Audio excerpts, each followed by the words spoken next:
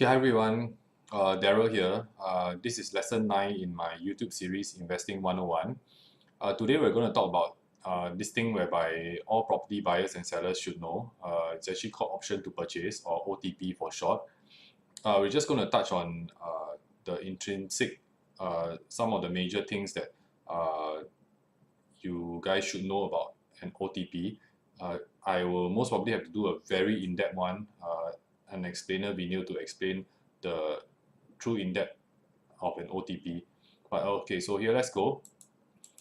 Okay, so an option to purchase, right, OTP, right? An option is actually the right to something. Okay, so we not only have options in the property market, but we also have options on the stock exchange. So like I can buy an option to purchase this particular stock at a certain price within a certain period of time. So if you see these things, a lot of people they talk about derivatives. Option is a derivative, and we also do trade options. Okay, so we can actually have a put or call option, but these are things that I will touch on later videos in this Investing 101 series. Okay, but today we're actually going to touch on mainly uh, property options. Okay, so and in property, right, we call the option to purchase or OTP as that document whereby the seller sells the OTP to the buyer. So the option to purchase is the right to purchase a property within a period of time. Okay, so this OTP, this document that you have, if let's say you purchase a property, you should be buying an option.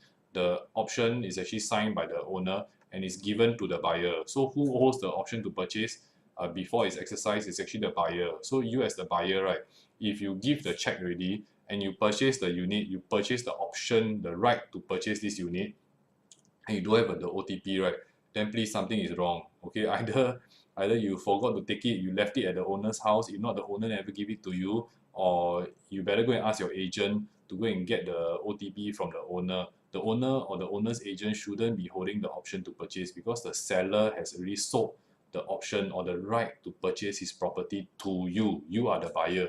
You should be holding the option to purchase, or at most if you pass it to your agent, then remember you pass it to your agent. Don't leave it at the seller's house.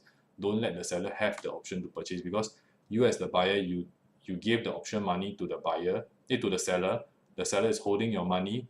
He needs to give you the option to purchase. You have to be in possession of the OTP. Okay, so HDB OTP, right, you cannot change. Okay, it's actually 21 calendar days.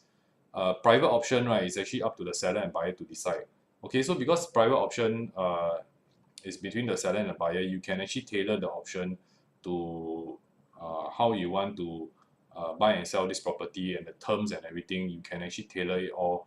You just need to get, if you really want to tailor very extensively, then you have to get some legal help. If not, then you can seek the advice of your agent. It's not always a must to get a lawyer involved. An agreement between two parties of same mind, reasonable, no reasonable reason to doubt that they were not intending to come into this legal transaction or this legal relation, then that will suffice really with a witness. Okay, so the private option, right, is up to seller and buyer to decide. Generally, in my course of work, if let's say I bring a buyer to go and purchase a property, I normally will use my company's option to purchase.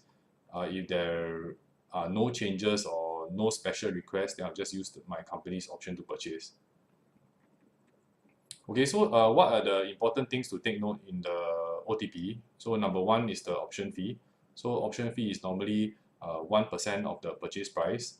Of course, being a private property or private property transaction, the option fee is actually negotiable between the seller and the buyer. So there are cases whereby my client actually asked for a longer option period. Then the seller said that, oh, because you want a longer option period, I'm requesting for a larger option fee, more than 1%. Okay, it's still possible. You can tailor this. Can you tailor in the HDB option? No, you can't. Okay, HDB option is fixed. Okay, so the terms for HDB option are really there already. You can't tailor the option, the terms to the option. But private option to purchase, you can. Okay, so what's the option period? So normally people go for like 14 days. That means the moment you as the buyer purchase the option, there's an option period of 14 days for you to exercise. So then there's this option exercise fee. So you must know who is it paid to. Okay, normally to a CVY account, a conveyancing account. So this option exercise fee you have to pay to a lawyer. Okay, as in not to the lawyer, but you have to pass it to the seller's lawyer, and then the seller's lawyer will open a CVY account and put the monies inside. Okay, and next thing that you need to take note in the option is actually the completion. So when do you complete the sale and purchase of this property? The date, right, is actually stated on the option as well. Okay, so these are the terms to the option to purchase which you need to take note. Next thing you need to take note is that the seller sells the option to the buyer. So the seller actually sells the right to purchase his property to the buyer. Now the buyer has the right to decide whether to buy or not to buy. Okay, because if the buyer don't want to buy, he forfeits his option fee. Okay, and then the seller walks away with the option fee. Normally it's 1%. Okay, but the seller cannot say that I already grant the option to the buyer, I don't want to sell. Okay, you can't do that because you have given the right to purchase your property to the buyer in exchange for the option monies. Okay, if you don't know whether you want to sell or not, don't sign anything, don't accept the check, no problem. Okay, you cannot say I took the money already, I bank into the bank account, later I change my mind, I return the money to the buyer, right? No more problem. No. Okay, you already agreed to sell to him, he can decide not to buy. You as a seller cannot decide not to sell. So please be very clear about this. Okay, so once the buyer exercises the option, both sides cannot withdraw from the deal. So once the buyer comes back to you, let's say he has a 14-day option period, right? He will come back to you, let's say on the 10th day, then he say, okay, settled already. I've got my bank loan, everything settled. I wish to exercise the option. I pass the exercise fee. Normally exercise fee is 4%. So option fee is 1%.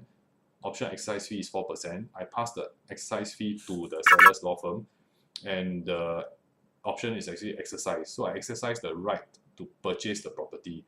Once the buyer exercises the right to purchase the property, both sides, the seller and the buyer, cannot withdraw from this deal. Okay? And then after that, once the property or the option is actually exercised, the buyer has to pay stamp duties 14 days from the exercise date. Okay, so that's all for option to purchase. That's all for today. See you at the next video.